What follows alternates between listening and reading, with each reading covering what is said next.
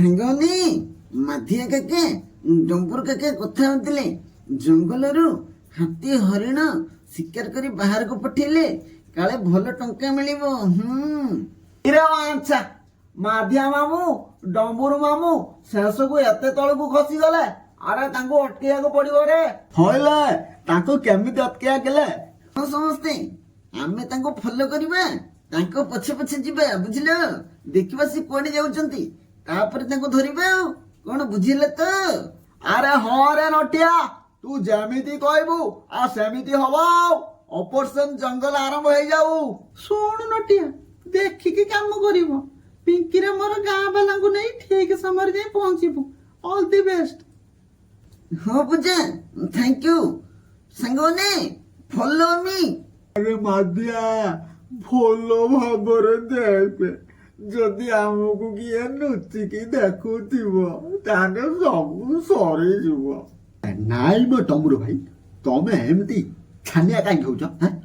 ଯେତେବେଳେ ଗୋଟେ ବେପାର ଆରମ୍ଭ କଲା ବେଳକୁ ଗାଁ ଲୋକ ଷେଣ୍ଢ ପୁରେଇ ଦଉଛନ୍ତି, ଷେଣ୍ଢ ପୁରେଇ ଦଉଛନ୍ତି। ହଁ ରେ ମାଧିଆ, ଏଥର କାହାକୁ ଛାଡ଼ିବାନି। ଜଙ୍ଗଲରେ ପଶି ସବୁ ପଶୁ ପକ୍ଷୀ ମାନଙ୍କୁ ମାରି କୋଟି କୋଟି ଟଙ୍କା ଇନକମ କରିବା। ହଁ ହୁଇରେ ନେଉଳ, ଧୀରେ ଧୀରେ ଆସେ, ନହେଲେ ଆମେ ଧରା ପଡିଯିବା, ବୁଝିଲୁ?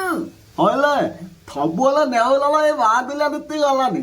ଥବଲ ଭୂତାନି ଆଣିକି ଆଗଲେ ଚାଲିଥିବ, ଦେଖିଲା ବେଳକୁ କୋଉ କାମକୁ ନୁହଁ। ଆଉ ବେକାଲିଆ ମିଲାତା।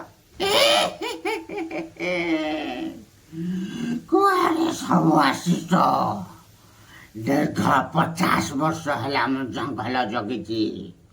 ତମେ ମାନେ ସବୁ ଜଙ୍ଗଲକୁ ଆସିଛ ମାରିବ, ସମସ୍ତେ ମାରିବା।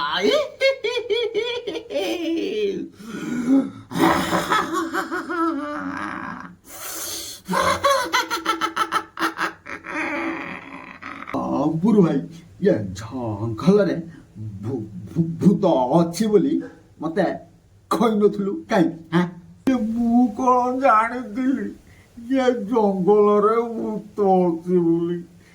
ମାଧିଆ କଣ କରିବା କହିଲୁ? ଭୂତ ଆମକୁ ତମେ ମାରୁନି।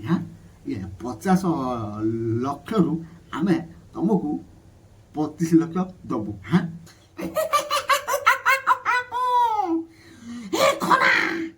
ତମେ ମାନେ ମତେ ସାଧାରଣ ଭୂତ ଭାବୁଛ?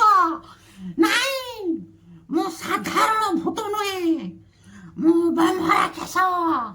ତମ ମାନଙ୍କୁ କଞ୍ଚା ଖାଇଯିବି। ରାକ୍ଷସ ଆମକୁ ଏଇ କରୁଟିଏ ଜାଣୁଥିବ, ଆଉ କେବେ ଜଙ୍ଗଲକୁ ଆସିବୁ ନାହିଁ। ରାକ୍ଷସ ଅଙ୍କଲ, ଏମାନେ ସବୁବେଳେ ସମସ୍ତଙ୍କର କ୍ଷତି କରୁଛନ୍ତି, ଏମାନଙ୍କୁ ଜମା ଛାଡନି। ନଟି ଆଖିରେ ଆମ ସବୁ କଥାରେ ମୁଣ୍ଡ କଣ ପୁରଉଛୁ? ଆମେ ପାଡ଼ିଲୁ, ଛିକିଲୁ, ହଟିଲୁ, ସବୁ କଥାରେ ତୁ କଥା ମୁଣ୍ଡ ପୁରଉଛୁ। ଏକେ ଠକିଣି ଦେବି ତ ବୋପାନା ଭୁଲେଇ ଦେବି। ଭୂତ ଆଉ ବେଶୀ ଯାତ୍ରା କରନି। ଟଙ୍କା 25 ଲକ୍ଷ ନେ, ଆମକୁ ଯିବାକୁ ଦିଏ। ଆମକୁ ଯିବାକୁ ଦିଏ। କଣ କହିଲୁ? ଟଙ୍କା ଟଙ୍କା ମତେ ଯାଚୁଛୁ? ସେଦିନ ଏମିତି ଠିକ ସେମାନେ ଟଙ୍କା ଯାଚୁଥିଲେ। ଟଙ୍କା ନ ଦେବାରୁ ମତେ ସେମାନେ ମାରିଦେଲେ। ହେ ଭଗବାନ, ମାରିଦେଲେ? କୋଉମାନେ ତମକୁ ମାରିଦେଲେ? ମୁଁ ହେଉଛି ଜଣେ ବ୍ରାହ୍ମଣ ପରିବାରର ପିଲା। ମୋର ଚାକିରି ଏଇ ଜଙ୍ଗଲରେ ହୋଇଥିଲା। ମୁଁ ବହୁତ ସଚ୍ଚୋଟ ଥିଲି। ଦିନକର କଥା, କିଛି ଖଳ ପ୍ରକୃତିର ଲୋକମାନେ ଆସିଲେ, ମତେ ଟଙ୍କା ଯାଚିଲେ। ମୁଁ ଟଙ୍କା ନ ନେବାରୁ ମୋ ସାଙ୍ଗରେ ବହୁତ ଝଗଡ଼ା କଲେ। ତାପରେ ମତେ ସେମାନେ ଏଇଠି ମାରି ପୋତି ଦେଲେ। ହେ ଭଗବାନ, ଏତେ ନିଷ୍ଠୁର ଲୋକ ଅଛନ୍ତି? ଟଙ୍କା ନ ନେବାର ଗୋଟେ ମଣିଷଟାକୁ ମାରିଦେଲେ। ତମକୁ କିନ୍ତୁ ମାନିବାକୁ ପଡିବ। ବଞ୍ଚିଥିଲା ବେଳେ ଜଙ୍ଗଲ ଜଗୁଥିଲ, ମଲା ପରେ ବି ଜଙ୍ଗଲ ଜଗୁଛ? ଆଉ ଭୂତ ଅଙ୍କଲ ତମେ ଏମାନଙ୍କୁ ତାଲି ଦିଅ, ଏମାନେ ଆଉ କେବେ ଜଙ୍ଗଲକୁ ଆସିବନି। ଆମକୁ ଏବେ ଛାଡ଼ି ଦିଅ, ଆଉ କେବେ ଜଙ୍ଗଲକୁ ଆସିବୁ ନାହିଁ। ହଉ ପିଲାମାନେ, ତମ ମାନଙ୍କ କଥାରେ ମୁଁ ଏମାନଙ୍କୁ ଛାଡ଼ି ଦଉଛି। ଆଉ କେବେ ଆସିଲେ ଜଙ୍ଗଲକୁ ଜମା ଛାଡ଼ିବିନି। ସାଙ୍ଗମାନେ, এই ଭିଡିଓରେ ଆପଣ ମାନେ କଣ ଶିଖିଲେ? କିଛି ସଚ୍ଚୋଟ ଅଫିସର ମାନଙ୍କ ପାଇଁ ଆମ ଦେଶ ଚାଲିଛି। ଭିଡିଓ ଯଦି ଭଲ ହେଇଛି ଭିଡିଓଟାକୁ ଲାଇକ୍ ସେୟାର ସବସ୍କ୍ରାଇବ କରନ୍ତୁ। ଭିଡିଓଟିକୁ ଶେଷ ପର୍ଯ୍ୟନ୍ତ ଦେଖିଥିବାରୁ ଆପଣ ମାନଙ୍କୁ ଅଶେଷ ଅଶେଷ ଧନ୍ୟବାଦ।